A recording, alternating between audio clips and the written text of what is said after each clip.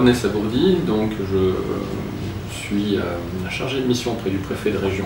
directeur de la plateforme régionale d'appui interministériel à la gestion des ressources humaines depuis le 1er janvier 2015. Alors en 2018, en Occitanie, vous êtes à la tête de la PFRH et vous décidez de lancer une expérimentation pour un groupe de managers. C'est un projet qui est parti dans le cadre d'un projet investissement à venir.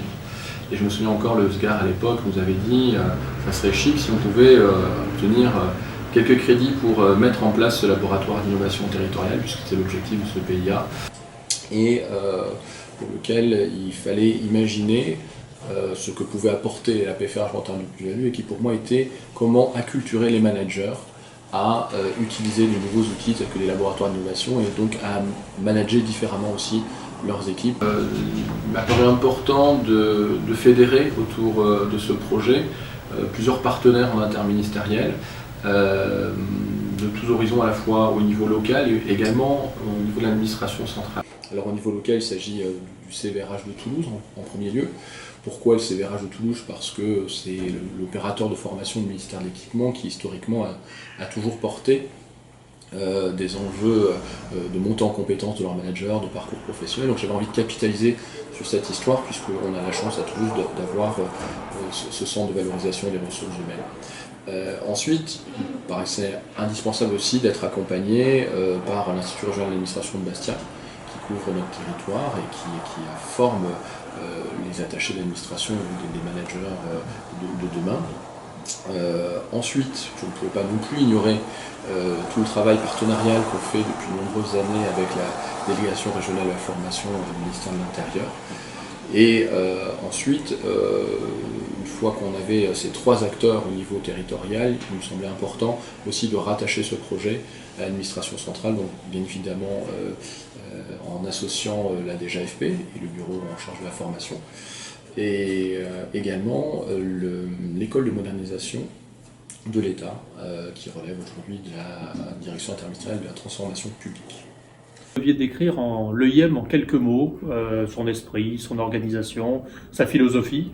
L'école d'innovation managériale, pour moi, est un lieu qui va faciliter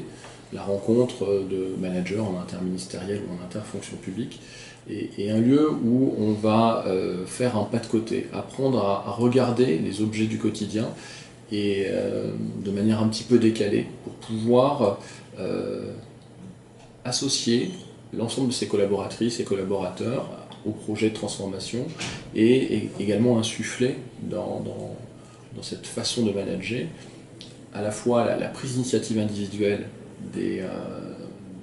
agents, et également faciliter l'intelligence. On a pour habitude à la PFRH, autant que faire se peut, de mettre en place des formations dites action, c'est-à-dire qui sont très opérationnelles et qui permettent au stagiaire ou à l'auditeur de repartir dans son quotidien professionnel avec les éléments nécessaires pour mettre en œuvre tout de suite, immédiatement, les enseignements qu'il a pu suivre. Donc on est parti dans l'esprit de sélectionner les managers sur la base de projets de transformation et à un niveau d'encadrement plutôt supérieur, de manière aussi à avoir un effet vraiment un peu viral au sein de l'organisation dans laquelle il se situe. Le concept même de IM a tendance à bouger un petit peu et s'oriente vers une forme de marque. On sent que les managers ont un besoin de renforcer leurs compétences pour faire face aux différents projets de transformation auxquels ils sont soumis.